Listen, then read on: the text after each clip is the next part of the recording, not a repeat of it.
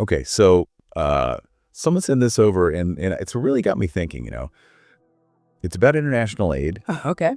but also how it all ties into politics. Yeah. Like even here, I don't know, it feels kind of hush-hush, but that makes it more interesting to dig into, right? Yeah, it's pretty wild how those things could be connected. Like you've got foreign aid and controlling information, and then it all loops back to us. Right. Sounds like a spy movie. But you know all about international relations and how political strategy works? Well, So this is right up your alley. yeah, I do, but let's not get ahead of ourselves. We got to see what the evidence actually says, before we go jumping to any conclusions about conspiracies and things. Okay, fair enough. Yeah. So one of the big claims is about USAID. Mm-hmm. Most people think they're all about humanitarian stuff, but what if they're like a front for the CIA? Mm-hmm. Maybe shaping what the media says, even messing with elections. That idea about USAID and the CIA, it's been around for a while. During the Cold War, using covert operations propaganda, that was kind of the norm for global influence. Oh, wow. Like Operation Mockingbird, where the CIA was secretly using journalists, even entire media outlets, to push their message. Oh, yeah. One of the sources we got actually compares to that. They said something like, remember Operation Mockingbird? Well, now it's just called USA Media Assistance. It's like, whoa. Makes you think twice about the news and how elections are run, not just elsewhere, but here too. Right. It makes you wonder what is really going on. And it gets even crazier because they're saying USA is going after populist movements specifically. Populism, by nature, it shakes things up, challenges the folks in charge, people who are feeling like they want things to change to have more control. And that makes the powerful nervous, I bet. Definitely. That's why this whole deep dive is pointing to USA seeing populism as a threat. Like they're actively trying to shut it down. One source even says the US has literally said in USA meetings and documents that they consider populism to be an attack on democracy. It's pretty bold. Wow.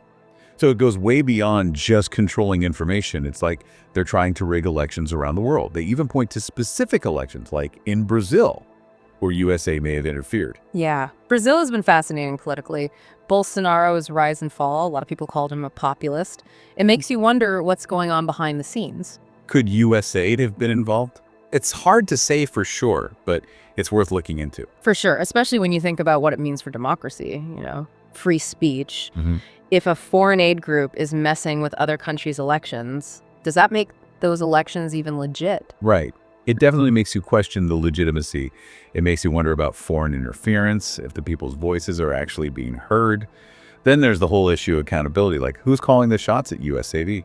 And if they're crossing lines, are they being held responsible? So far, we've got potential CIA connections, controlling information, maybe messing with foreign elections. But how does any of this relate back to American politics? That's what I'm curious about. This deep dive is saying it does. This is where it gets a little more complicated. The sources are claiming that USAID is funneling money through international organizations that then operate right here in the U.S. So it's like indirect influence. You could say that. They specifically talk about USAID funding the fiscal sponsor of the Soros Prosecutor Control Group, as an example. Okay, for anyone who doesn't know, George Soros he's a billionaire, philanthropist, investor. He usually supports liberal causes. So when they say Soros Prosecutor Control Group, they're probably talking about groups that support, prosecutors with more progressive agendas, often trying to reform the justice system, things like that. Right. The claim is that by supporting these Soros-connected organizations, USI is pulling strings in American politics, especially by helping elect prosecutors who push policies that a lot of Americans might not actually agree with. It's not just about elections in other countries. Maybe they're trying to shape our whole justice system. This is serious. It's about foreign influence right here at home. It definitely raises some concerns. If a foreign aid organization is playing a role in U.S. politics, is that okay? What's there to stop them? To even keep an eye on it. Right. Those are some big questions that we should probably talk about. For sure. Before we get too deep into that, though, let's switch gears a bit and talk about these claims about David Hogg and Democrat policies. Okay, yeah.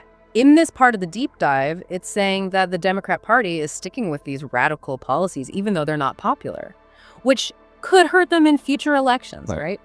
Yeah. They point to David Hogg, the gun control activist, who's now the vice chair of the Democratic National Committee. They're saying it's like a sign of things to come. They even quote him saying, "We have enough straight white men in power." It's a pretty strong statement. It definitely grabs your attention. It feeds right into that conversation about identity politics that always seems to come up. Though it's important to remember that just because Hogg said that doesn't mean it's the view of the whole Democratic Party. And then they list all these policies they consider radical. Legalizing all drugs, defunding the police, stricter gun control, abolishing ICE, free college, universal health care, and then 100% tax on anything someone earns after their first $1 billion. Like, whoa. Those are some major hot button issues. Whether you call them radical or not, that depends on your politics, right? True. But they're definitely divisive. They could turn off some voters for sure. This source is saying that if the Democrats keep pushing these policies, it could hand the Republicans a win in the 2028 presidential election. They even mentioned J.D. Vance as a potential frontrunner. I mean, it's definitely possible that those policies could hurt them in future elections, especially if voters think they're out of touch. But you have to remember, public opinion on this stuff, it changes all the time.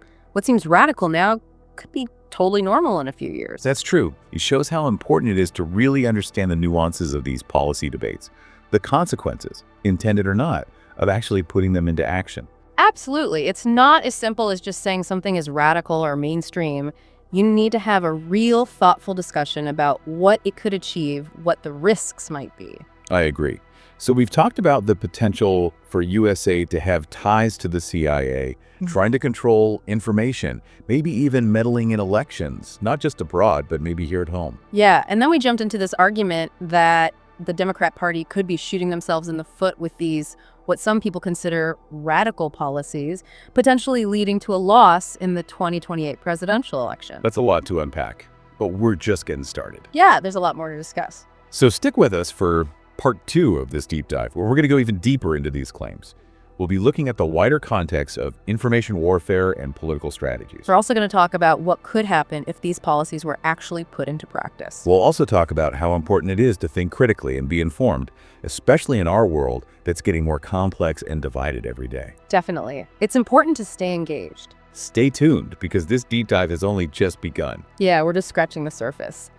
So we were talking about these policies that some are calling radical. Yeah. What could happen if they were actually implemented? Okay, so let's pretend for a minute. Imagine drugs are legal, police are defunded, billionaires are paying a 100% tax on everything they make after their first billion. What would that world look like? Well, if you talk about legalizing all drugs, people who are for it say it would reduce crime and make people healthier because the focus would be on treatment, not punishment. Okay. And it could even bring in more taxes. But wouldn't that mean more people using drugs and getting addicted? That's the worry for people who are against it. They say it would make addiction worse, especially for people who are already vulnerable. Right, that makes sense. It could overwhelm healthcare and social services. What about defunding the police? It's such a loaded term. Yeah. What does it actually mean? What would happen? It means different things to different people. I guess so. Some want to take some of the police funding and give it to social services, but others want to get rid of police departments altogether and start over. So it's not always about getting rid of the police completely. Not necessarily. A lot of people who support defunding think that some things police do, like responding to mental health crises or dealing with homelessness, should be handled by other professionals. So the idea is to rethink public safety and try different things to address the root causes of crime. Exactly. But critics argue that defunding would just lead to more crime. Right. They think it would make communities less safe. It's a complex issue with valid arguments on both sides. Definitely. What about the proposed 100% tax on billionaires? That seems pretty extreme. It is a pretty bold idea. It's Yeah. about tackling wealth inequality by really taxing the super rich. Using the money to fund social programs or redistribute wealth. Yeah, basically. It sounds like something right out of a socialist playbook. It does. People who support it say it's the way to make sure the richest people contribute their fair share, especially now that inequality is getting worse. They say billionaires benefit from public infrastructure and resources, and their wealth gives them way too much power in politics and the economy. So it's about making things more fair, redistributing wealth to even things out. Exactly. But the people against this tax say it would make people less likely to invest, it would stifle innovation, Wow. and the rich would just move their money and assets out of the country. That makes sense. They argue that billionaires are the ones creating jobs and helping the economy grow, and if you hit them with these massive taxes, it would hurt everyone. So there are trade-offs on both sides. Increased drug use versus less crime, less police funding versus more effective social programs, economic problems versus more equal wealth distribution. Right, it's complicated. It's a lot to think about. It is, and these are just a few examples. There are so many potential consequences of these policies, and it's hard to say for sure what would happen. That explains why people get so worked up about these things. Yeah, it's not easy to agree when there's so much at stake. So we've explored some of the possible outcomes of these so-called radical policies. But how does this all connect to the bigger picture we've been discussing?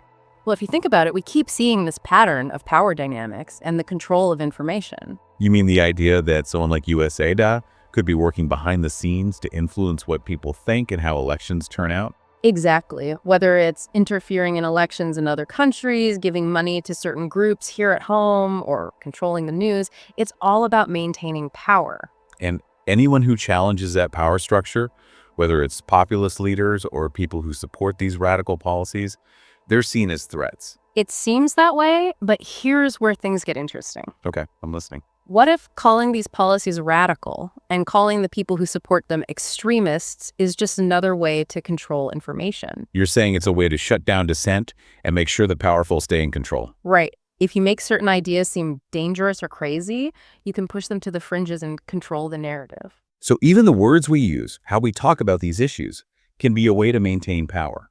That's why it's so important to think critically.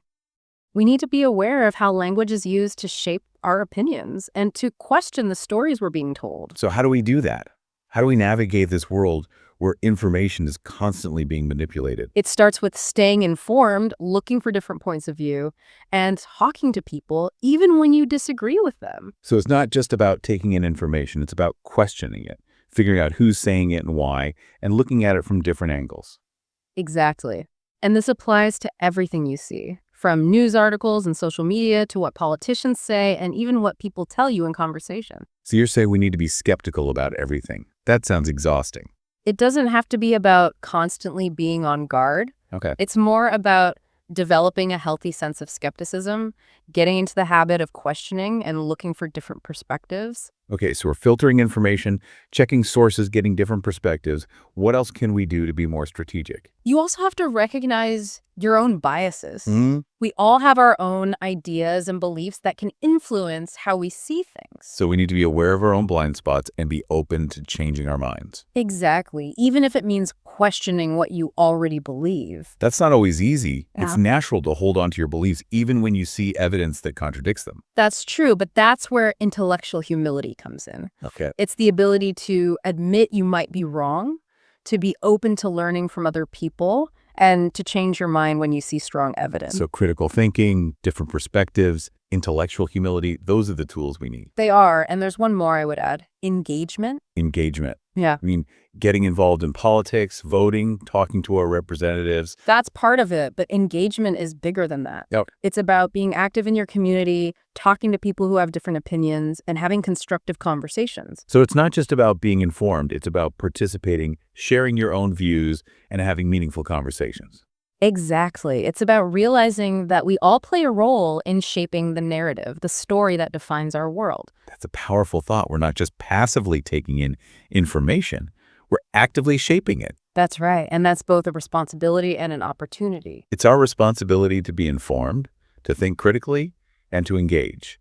And it's an opportunity to use our voices to make the world a better place. Exactly. And that's a perfect way to transition to the final part of our deep dive. Wow, we've really been through a lot in this deep dive, haven't we? We have. USAID, information control, politics, even those radical policies. And then like how even language itself can be used to shape the narrative. Right. It's a lot. Yeah, it's been quite the journey. So what does it all mean? Like for the average person who's just trying to understand the world and how they fit in? I think the biggest takeaway is that we're all players in this game, whether we realize it or not. You mean we're all just pawns? No, not pawns. It's about becoming aware of the game itself, learning the rules, and figuring out how to play it smart. Okay, so how do we get better at this game? It starts with recognizing that information is power. But these days, we're bombarded with it from all sides. It's overwhelming, isn't it? It is, and that's why it's more important than ever to think critically. You have to learn to filter the information you're getting, to question where it's coming from, what the agenda is, and what assumptions are being made. So it's not just about absorbing information, it's about analyzing it, deciding how much to trust it. Exactly. And you need to do that with everything you see, news articles, social media posts, what politicians say, even conversations with people. So we have to be skeptical about everything. It's kind of exhausting.